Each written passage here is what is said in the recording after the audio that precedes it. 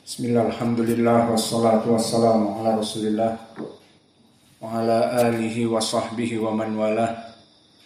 Wa ashhadu an la ilaha illallah wahdahu la syarika lah. Wa ashhadu anna muhammadan abduhu wa rasuluh. Amma ba'du. Alhamdulillah fi hadal yawm, yawmul khamis, 17 min syahri April, wa huwa thamin asar min syahri Syawal 1446. Alhamdulillah, mazilna fi darsina ba'da salatil fajr min kitab Riyadhus Shalihin wa wasalna ila babi fil mujahadah. Faqabla an nadkhula ila al-bab falyatafaddal li ikhwanina an yusami al-matan barakallahu fikum. Bismillah, qala al-muallif rahimahullah. Qala an-Nawawi babu fil mujahadah. Bab dalam permasalahan mujahadah, maknanya adalah bersungguh-sungguh dalam beribadah kepada Allah. Maka di sini muallif seperti biasa beristidlal dari ayat Al-Qur'an terdahulu. Tufi. Maka dari ayat Al-Quran yang beristidlal padanya di surat Al-Ankabut dan yang lainnya, Allah berfirman, وَالَّذِينَ جَهَدُوا فِينَا لَنَهْدِيَنَّهُمْ سُبُلَنَا وَإِنَّ اللَّهَ لَمَعَ الْمُحْسِنِينَ. Maka ayat yang pertama maknanya وَالَّذِينَ جَهَدُوا فِينَا, maka mereka orang-orang yang bersungguh-sungguh pada jalan kami, pada agama kami. Ini poin pendalilannya, bahwa di sana ada manusia yang jahadu fina, yang bersungguh-sungguh di jalan kami. Maka dijawab atau balasan dari Allah, lanahdiyannahum subulana. Maka i'rab dari lanahdiyanna di sini fi'lun mudhari' yang mabni ala al-fath karena masuknya nun taukid as-sakilah dan lam lanahdi juga taukid. Maka bagi mereka orang-orang yang berjihad di jalanku, yang makna berjihad di sini mujahadah, di jalanku, lanahdiyannahum subulana, maka balasannya kami akan memberikan hidayah bagi mereka. Wa innallaha lama al-muhsinin, dan sungguhnya Allah pasti bersama orang-orang yang muhsin, orang-orang yang berbuat baik. Maka di dalam ayat ini poin pendalilannya, orang-orang yang berjihad bersungguh-sungguh di jalan Allah pasti akan kami berikan hidayah pada mereka dari jalan-jalan kami yang lurus. Dan sesungguhnya Allah itu pasti bersama orang-orang yang muhsinin. Maka lam yang masuk kepada lama'a, lam muzahlaqah, yang memberikan makna taukid. Wa innallaha lama'al muhsinin, maka sungguhnya Allah itu bersama orang-orang yang muhsinin, orang-orang yang baik. Karena di dalam ayat ini juga menjadi pendalilan bahwa orang-orang yang berijtihad kepada Allah dinamakan dengan orang-orang yang baik. Maka poin pendalilannya jelas di sini. Dan di dalam ayat ini barakallahu fikum, jahadu fina, orang-orang yang berjihad di jalan kami. Maka apa itu al-mujahadah? Maka al-mujahadah asal dari lughah Arabiyah. Mujahadah al-insan maknanya bersungguh-sungguh. Dan al-mujahadah dibagi menjadi dua.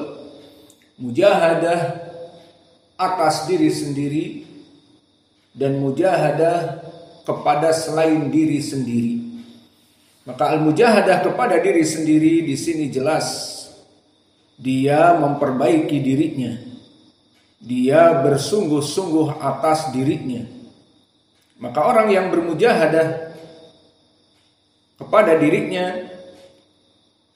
di sini disebutkan di Al-Quran walladzina jahadu fina, masuk kepada ayat ini. Maka orang-orang yang berjihad pada dirinya sendiri maksudnya adalah mujahadah bersungguh-sungguh untuk melaksanakan ketaatan kepada Allah, sehingga dia mengetahui hakikat bahwa di dunia ini diciptakan untuk beribadah. Seperti Allah berfirman, wa ma khalaqatul jinna wal insa illa liya'budun. Maka dia menyadari bahwa tidaklah diciptakan di muka bumi ini kecuali beribadah. Lalu dia beribadah kepada Allah terus sampai meninggal. Sehingga poin pendalilan di ayat yang kedua nanti disebutkan wa'bud rabbaka hatta ya'tiyakal yaqin. Maka sembahlah Rabb kamu sampai kamu mencapai tingkat yakin. Makna yakin adalah sampai mencapai kematian. Maksudnya terus beribadah sampai mati. Dan mujahadah an-nafs adalah perkara yang paling susah. Karena maknanya mujahadatun nafs adalah bersungguh-sungguh dalam beribadah kepada Allah. Hati ini, jiwa ini itu sangat berat. Maka mujahadatun nafs pertama melaksanakan ketaatan kepada Allah dalam berbagai waktu. Sekarang kita telah melaksanakan salat wajib berjamaah fajr. Kemudian memenuhi kewajiban menuntut ilmu yang hukumnya wajib sesuai hadis Anas ibn Malik dan Abi Sa'id al-Khudri, talabul ilmi faridatun ala kulli muslim. Menuntut ilmu itu wajib bagi seluruh kaum muslimin. Maka kita mujahadatun nafs, di mana orang-orang di luar sana sekarang dalam keadaan kesibukan, dalam keadaan mungkin masih tidur, dalam keadaan yang lainnya. Maka kita melaksanakan mujahadatun nafs, bangun jam 4 adzan awal, kemudian salat tahajud, kemudian adzan fajr yang kedua, salat 2 rakaat sebelum fajr. Ada yang terlambat hari ini? Enggak ada. Maka di sini mujahadatun nafs, kemudian salat fajr berjamaah, kemudian sekarang waktunya menuntut ilmu. Maka apa-apa yang kita lakukan ini kenikmatan dari Allah. Harus itu kalian ingat. Di mana Allah memudahkan kepada kalian beribadah itu kenikmatan yang tidak diberikan kepada orang lain. Bisa jadi seseorang rumahnya dekat dengan masjid tapi tidak sholat berjamaah, bahkan tidak sholat sama sekali. Dan ada kajian-kajian ilmu tidak mau belajar. Dan ada tempat-tempat untuk menambah keimanan tidak mau bergabung. Maka kita harus bersyukur kepada Allah, di mana Allah memudahkan kepada kita untuk beribadah kepadanya dengan kemudahan. Maka ini adalah nikmat yang Allah berikan. Jika kalian lalai, maka kalian akan diiqab oleh Allah sesuai ayat wala in kafartum inna adzabi lasyadid. Jika kalian kufur nikmat dari ibadah-ibadah ini, kalian tidak sholat malam, tidak syukur, atau kalian malah nonton sesuatu di HP dan seterusnya, maka bisa jadi kalian dilarang di sini dan ternyata kejadian diusir. Maka kalian tidak boleh tinggal di sini lagi karena merusak santri yang lain nonton bareng dan seterusnya. Maka di sini kalau kalian tidak bersyukur, Allah berfirman inna adzabi lasyadid. Namun jika kalian bersyukur, mensyukuri nikmat ibadah yang ada dan nikmat menuntut ilmu, menghafal, mengulang, murajaah dan menyetor hafalan dan seterusnya, kalian akan mendapatkan kenikmatan yang besar sesuai ucapan Allah, wa itta'adzana rabbukum la in syakartum la azidannakum. Maka Allah mengumandangkan barang siapa yang mensyukuri nikmatnya, duduk di sini belajar menuntut ilmu, la azidannakum, Allah pasti akan memberikan ilmu-ilmu yang lebih banyak, over and over again, more and more again. Itu bagi kalian. Maka kalian di sini bermujahadah, bersyukur atas nikmat ini. Allah akan memberikan kemudahan menghafal dan barokah dalam ilmu yang sesuai dengan amalan. Tidak bertahun-tahun di sini malah nonton bareng, nonton animasi, nonton ini, mengambil HP orang dan sebagainya. Tidak ada barokah kepada ilmu yang ada pada kalian. Maka mulai dari sekarang tidak ada permasalahan-permasalahan seperti itu. Ingin rusak sendiri. Jangan merusak yang lain. Maka jika tidak bersyukur akan dipulangkan dari sini dan kembali kepada rumah orang tuanya, kepada TV-nya, kepada bermain dengan tetangganya dan yang lainnya. Allahumma musta'an. Maka dari mujahadah nafs yang paling berat adalah mujahadatu al-ikhlas dalam amal. Maka para salaf dulu mengatakan bahwa al-ikhlas ini adalah perkara yang sangat berat. Bahkan untuk satu kali ibadah seperti sekarang menuntut ilmu, apa tujuannya? Dan tadi melaksanakan salat fajar, keluar dari rumahnya dalam keadaan kedinginan, untuk apa? Maka semuanya tidak bermanfaat jika untuk riya dan sum'ah. Untuk bukan selain Allah tidak bermanfaat. Maka mujahadah yang paling berat dari mujahadatin nafs pertama ikhlas. Untuk apa kamu menuntut ilmu sekarang? Untuk apa kamu melaksanakan sholat fajar berjamaah tadi? Maka oleh sebab itu telah datang di dalam hadis, yang mana hadis ini diriwayatkan oleh Imam Al-Bukhari dan Muslim dari Mu'adz ibnu Jabal. Berkata Rasulullah sallallahu alaihi wa ala alihi wasallam, la ilaha illallah khalisan min kibalihi harramahullahu 'alan nar. Barang siapa seseorang yang mengikhlaskan kepada Allah dalam peribadatannya, dia salat fajar, dia menuntut ilmu untuk Allah, dia duduk di markas ini bertahun-tahun untuk Allah dan seterusnya, maka harramahullahu 'alan nar. Allah mengharamkan api neraka. Maka ikhlas ini yang berat.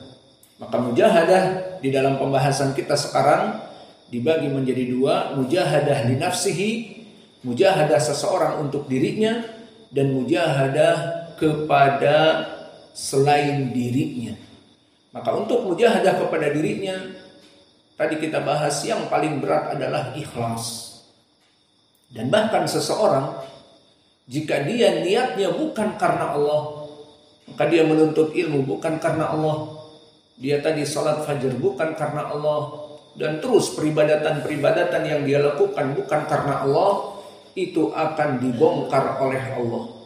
Sehingga manusia melihat bahwa orang ini tidak ikhlas kepadanya.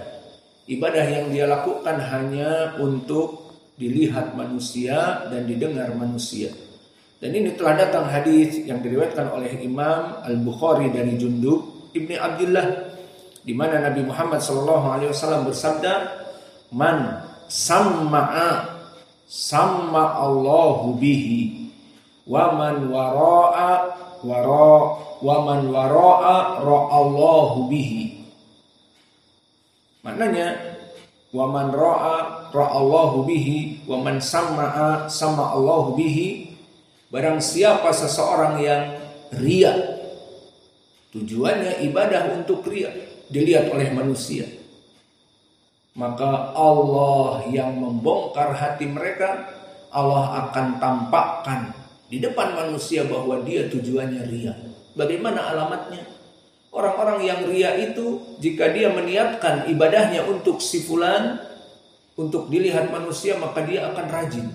Namun di saat manusia sepi, tidak ada yang melihatnya, maka dia akan malas. Ini tanda orang-orang yang riya. Dan waman sama Allahu bihi.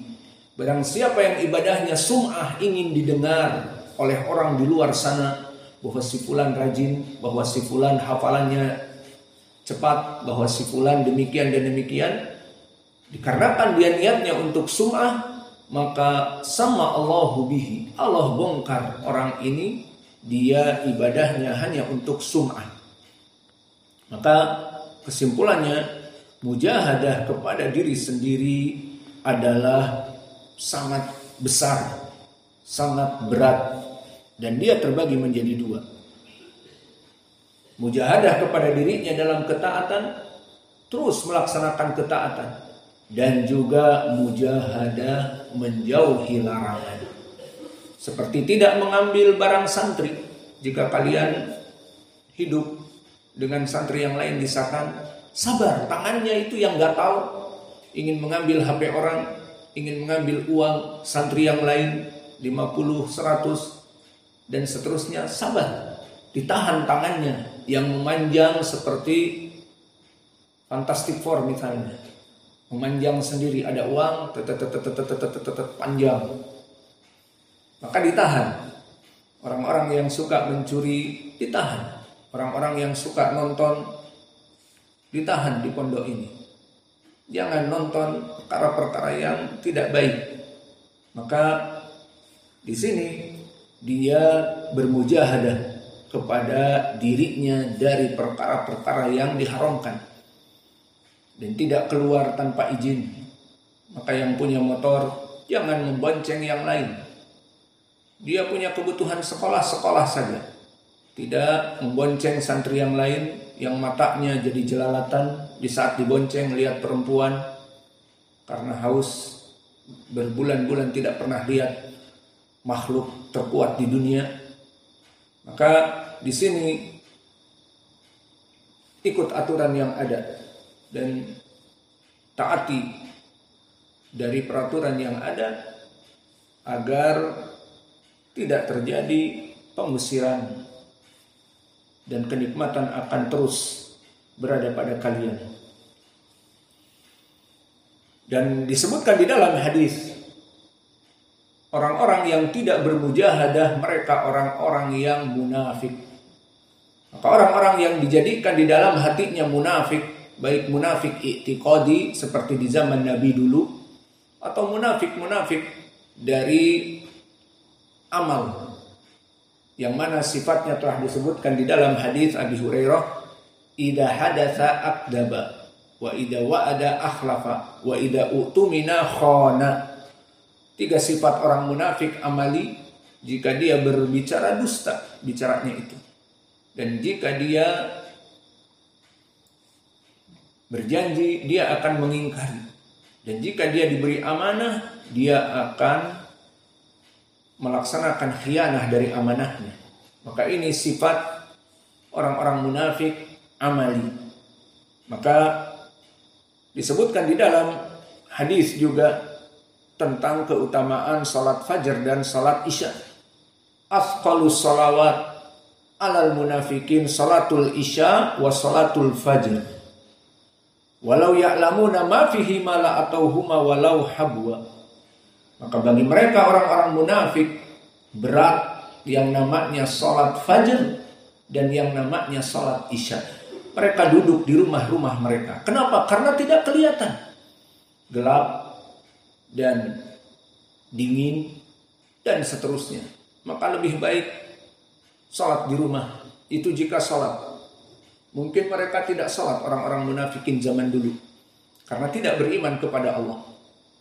Maka di sini kata Nabi, asqalus salawat alal munafikin al isya wal fajr. Orang-orang munafik itu berat salat berjamaah fajr, tidak bisa keluar. Dan salat berjamaah isya tidak mau keluar karena gelap, tidak terlihat. Maka mereka keluar hanya untuk dilihat, nih aku salat. Adapun di malam hari ataupun di salat fajar, alah gak ada orang lihat ini. Maka jadi berat. Dan Nabi mengatakan, walau ya'lamuna ma fihima la atauhuma walau habwa.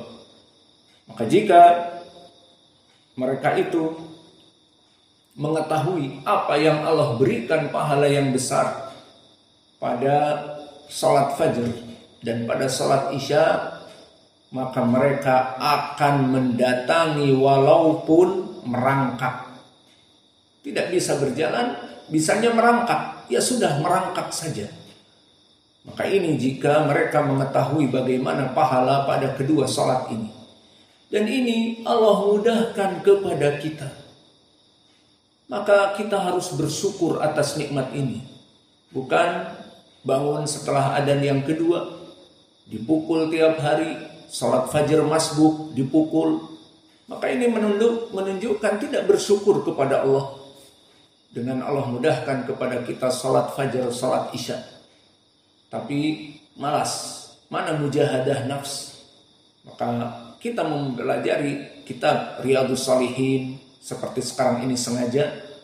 Persiapan kalian agar kalian bermental baja, mujahadah dalam menuntut ilmu. Maka ilmu-ilmu seperti ini yang kalian menghafalnya tadi juga bukan hanya sekedar dihafal, terus akhlaknya masih hancur. Seperti kemarin menghafal bab muraqabah, malamnya pada nonton bareng, dan seterusnya, dan seterusnya. Maka mana nilai yang kalian pelajari tapi tidak diamalkan? Mana prakteknya dari pelajaran-pelajaran ini? Maka di sini kita mengharapkan kita masuk kepada bab al-mujahadah. Mana mujahadah kalian? Bangun salat malam, melaksanakan ibadah-ibadah. Di sini alhamdulillah semua peribadatan bisa dilaksanakan. Bahkan menghidupkan sunnah seperti adzan yang pertama, salat dengan sandal, melaksanakan sunnah-sunnah yang termatikan bisa dilaksanakan di sini. Maka jangan malas wahai para tulabul ilm. Maka ini adalah mujahadatun nafs. Dan juga dari mujahadatun nafs, kalau tadi melaksanakan ketaatan sampai melaksanakan sholat fajar dan sholat isya berjamaah yang berat, dan melaksanakan menuntut ilmu terus menerus menghafal. Saya sudah hafal Quran, ngapain lagi untuk menghafal? Ya, Quran kalau tidak diamalkan dalam kehidupan sehari-hari dan tidak juga dimurajaah akan hilang dengan mudah.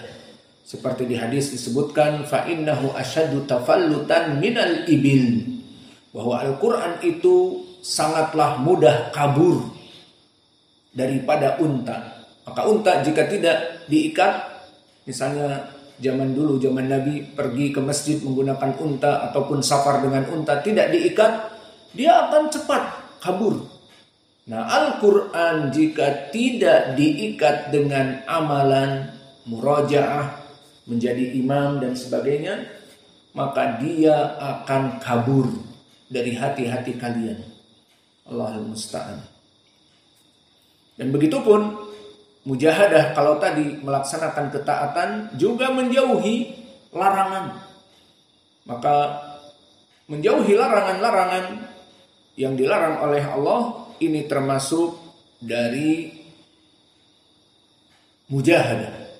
Seperti misalnya mujahadah di zaman now, mujahadah seseorang dari perkara-perkara yang buruk.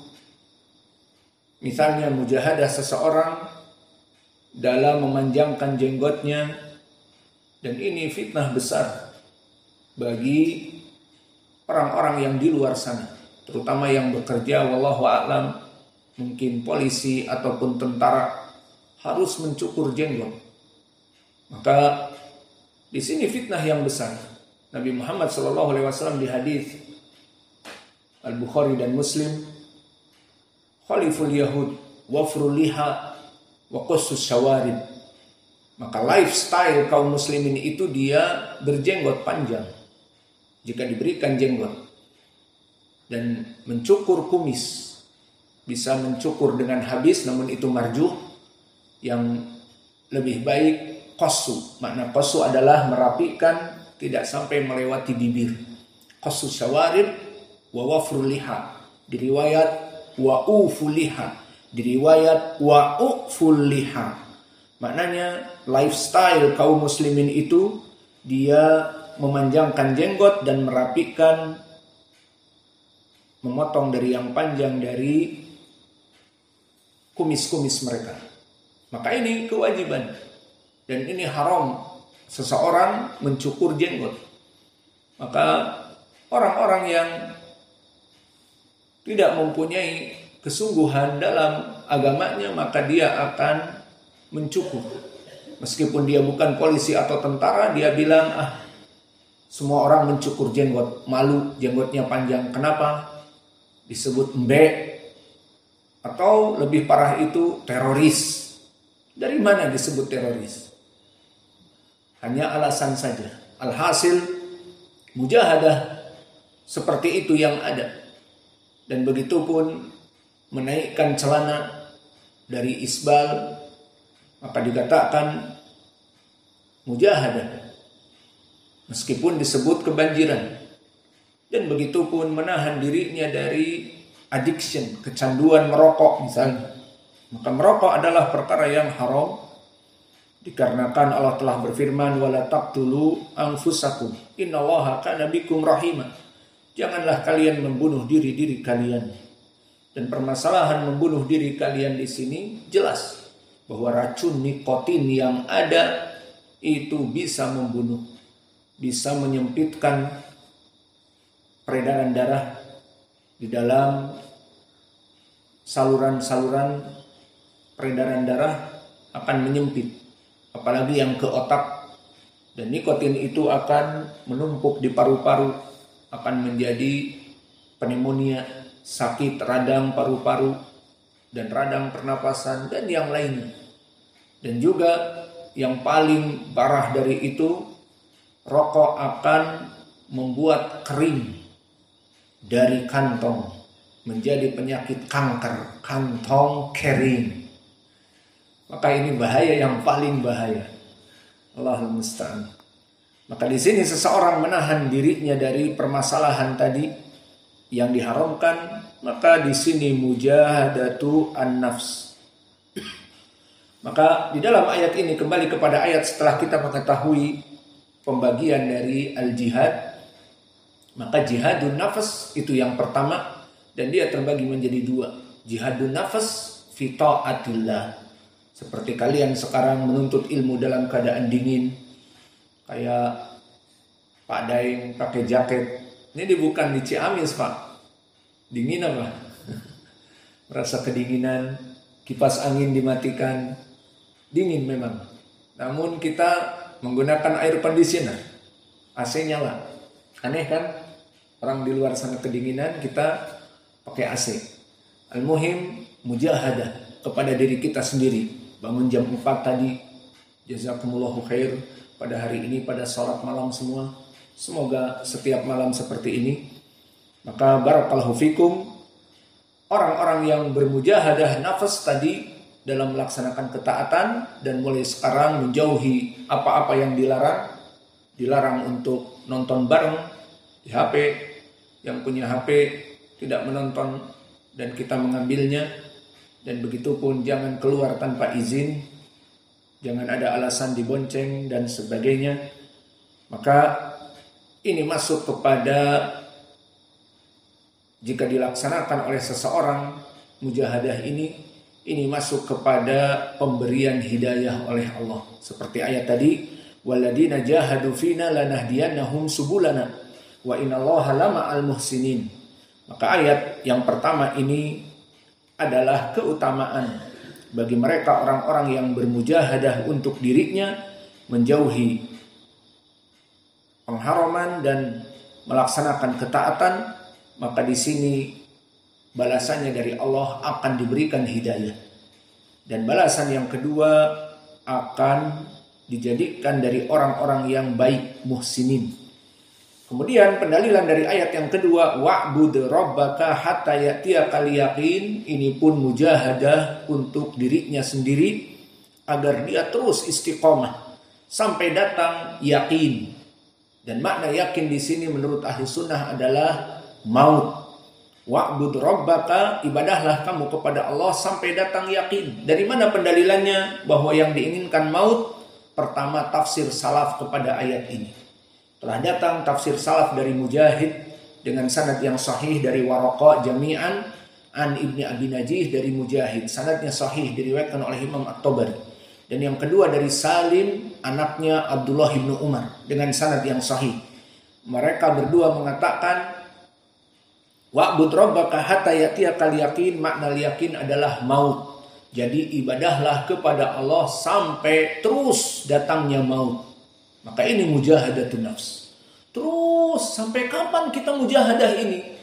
Terus setiap hari bangun jam 4, kemudian membaca Al-Quran, murajaah, kemudian menunggu imam sholat fajar, kemudian setelah itu belajar seperti sekarang. Sampai kapan? Sampai mati. Ini tafsir As-Salaf Al-Yakin dari Salim ibni Abdullah ibni Umar dan dari Mujahid. Dan juga bahkan ditafsirkan dengan ayat yang lain. Pentafsiran ayat yang lain di surat Al-Muddathir. Allah berfirman, "Ma salakakum fis saqar? Qalu lam nakum minal musallin wa lam nakun nut'imul miskin wa kunna nakhudhu ma'al khaidin wa kunna nukadzibu biyaumiddin hatta atanal yaqin." Ada kalimat yakin di sini. Maknanya adalah sampai maut menjemput kami. Maka ayat ini wa'bud rabbaka hatta ya'tiyakal yaqin maknanya ibadahlah kepada Rabb kamu sampai datang yakin, maknanya sampai datang mati. Jadi terus bermujahadah, terus setiap hari melaksanakan ketaatan dan menjauhi larangan. Ini dia bab al-mujahadah. Dan juga di ayat yang ketiga di surat Al-Muzammil, wadkurisma rabbika watabattal ilaihi tabtila. Maknanya wadkurisma rabbika, teruslah kalian mengingat Allah kamu.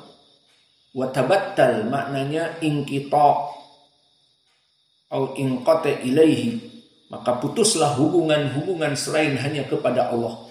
Maksudnya ibadahlah kepada Allah dan putus hubungan-hubungan kecuali hanya kepada Allah saja. Maka berarti di sini apa? Mujahadah. Jadikanlah kalian selalu mengingat Allah dan putuskan hubungan-hubungan dengan yang lainnya hanya kepada Allah saja. Maka ini pun mujahadah. Hanya memfokuskan ibadah kepada Allah saja. Dan di ayat yang berikutnya, faman ya'mal mithqala dzarratin khairan yarah. Wajah pendalilannya adalah amal-amal apa saja yang kamu lakukan di dalam mujahadah ini, tadi dengan berusaha ikhlas dan terus-menerus dalam keadaan ikhlas, tidak riya dan tidak sum'ah, maka amalan sedikit yang kalian lakukan ini akan didapati kelak. Khairan yarah, bahwa perbuatan itu akan ada dan kita dapati. Dan juga pendalilan dengan ayat yang berikutnya, wa ma tuqaddimu li anfusikum min khairin tajiduhu indallahi wa khairan wa a'dhama ajra. Maka dari apa-apa yang kamu berikan li anfusikum, dari diri-diri kalian melaksanakan amal-amal soleh, itu pasti kalian akan mendapatinya di hari kelak. Maka poin pendalilannya di sini wa ma tuqaddimu li anfusikum, apa-apa dari hasil mujahadah diri-diri kalian melaksanakan amal-amal soleh itu maka pasti akan didapati. Wa ma tunfiqu min khairin fa innallaha bihi alim. Dan apa-apa yang kamu berikan dari harta, kalau tadi kebanyakan kita membicarakan tentang ibadah-ibadah dari badan, wa ma tuqaddimu li anfusikum, dari salat kalian, menuntut ilmu kalian, maka di ayat yang terakhir wa ma tunfiqu, maka di sini berbicara tentang infak harta. Maka dari harta-harta yang kalian infakkan, maka sesungguhnya Allah itu Maha mengetahui. Maka ayat-ayat ini menjadi pendalilan tentang permasalahan al-mujahadah, terutama mujahadatun nafs. Dan mujahadah yang kedua adalah mujahadah bukan untuk dirinya sendiri, tetapi mujahadah lil ghair. Maka ini pembagian yang kedua. Kalau tadi mujahadah li nafs, di mana kita mengikhlaskan diri kita dalam segala ibadah dan taat kepada Allah terus menerus dan menjauhi larangannya, ini mujahadah li nafs. Yang kedua, bersungguh-sungguh selain untuk dirinya. Apa? Kepada orang lain. Dan ini dalam keadaan seperti berjihad, berdakwah, dan seterusnya. Maka di sini dibutuhkan apa? Mujahadatun nafas lil ghair dengan ilmu dan dengan senjata. Dengan ilmu seperti mengajari manusia, mujahadah lil ghair, seperti mendakwahi kaum muslimin yang melaksanakan kesyirikan dan sebagainya dengan ilmu. Ataupun seperti di zaman dulu Nabi Muhammad mempunyai orang-orang munafik, tidak boleh dibunuh oleh Nabi. Tetapi dengan ilmu Nabi mengajari mereka, semoga mereka bertaubat. Dan yang terakhir, mujahadati lil ghair dengan pedang, seperti berperang dengan orang-orang musyrik yang masuk kepada penghancuran kaum muslimin misalnya, maka kita melindungi diri kita untuk menjaga keluarga kita dan anak-anak kita dan diri-diri kita. Maka kita berjuang mujahadah dengan jihad. Maka jihad dengan mereka dengan menggunakan senjata. Maka inilah dari ayat-ayat yang kita berikan, dan insya Allah di pelajaran yang akan datang kita masuk kepada hadis-hadis. Maka kita cukupkan pelajaran kita di sini. Wa naktafi ila huna wa jazakumullahu khaira wa barakallahu fi ilmikum. Subhanallah.